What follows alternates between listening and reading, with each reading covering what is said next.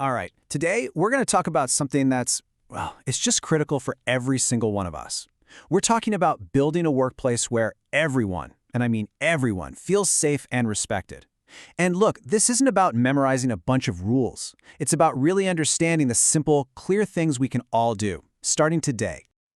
So let's just get right into it. What we're going to do in this explainer is break down the really essential steps to deter sexual harassment. And the goal here is super simple. We want to make sure every single person knows exactly what to do when faced with a tough situation. And right off the bat, I want to be clear, this is not about pointing fingers or placing blame. It's about recognizing the power we have when we work together. You see, creating a culture of respect, that's on all of us. Every single one of us has a role to play here. Okay, so where do you even start? Let's begin with the here and now, your immediate response. What can you do in the very moment you experience or even just see behavior that just doesn't feel right? The first, most fundamental principle is this. You do not accept the behavior. I mean it. This is the bedrock of everything else we're going to talk about. Unwelcome conduct, it should never, ever be normalized or just brushed off as the way things are. So what does that look like in practice? Well, it breaks down into 3 key steps. First, if you feel safe enough, tell the person directly that their behavior is unwelcome. Just state it. Second, don't put up with it, even if it seems like other people are. Your standard is what counts. And third, and this one is so important, don't just ignore it or pretend it didn't happen.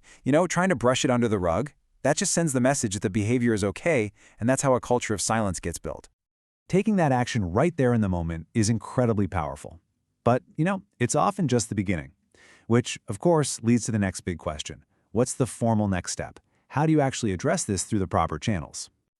And that brings us right to the formal reporting process. We're going to walk through this to make sure the official procedure feels clear and, honestly, a lot less intimidating.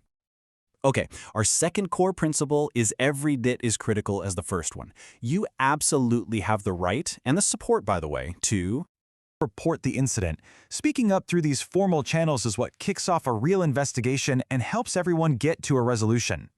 And the process itself is actually pretty straightforward. Step 1, you contact the Internal Complaints Committee. We call it the ICC. They're the trained, confidential group that handles these things. Just tell them exactly what happened. And step 2, do it as soon as you possibly can. Reporting it quickly just means all the details are still fresh in your mind, and the situation can be looked into right away. Now listen to this, because this is a really crucial point. This process, it isn't just for the person who is directly targeted. Any associate, and that means anyone who witnesses harassment, can file a complaint. And frankly, they should. See how that shifts things? It makes it a shared responsibility and really shows you the power of being an ally. Exactly. Because creating a safe workplace isn't something one person can do alone. It's not a solo mission. It takes active allies, people who step up and help build a genuinely supportive culture for everybody. So that leads us to our third and final core principle. And this one is really a call to action for every single one of us. Be supportive. That's it. That's how we go from just being a bunch of people who work in the same building to being a real community. And this perfectly captures what effective support looks like. It starts with empathy, listening without judgment.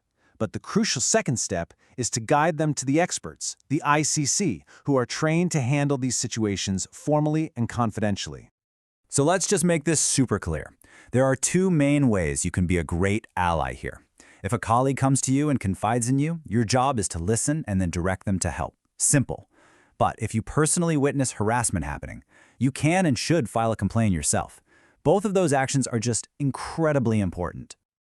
Okay, we've gone over a lot of really important stuff. So let's just boil it all down to the 3 key takeaways you absolutely need to remember. It all comes down to 3 simple but super powerful actions. Number 1, do not accept unwelcome behavior. You set the standard. Number 2, report incidents. Use the process so that real action can be taken. And number 3, be supportive. That means you listen, you guide, and you act when you see something. You see, these actions, they're not just lines in a rulebook somewhere. They're literally how we live our values. It's how we, all of us together, shape a much better and safer future for every single person who works here. So I'm going to leave you with a question. And this isn't just a hypothetical thing. It's a personal call to action.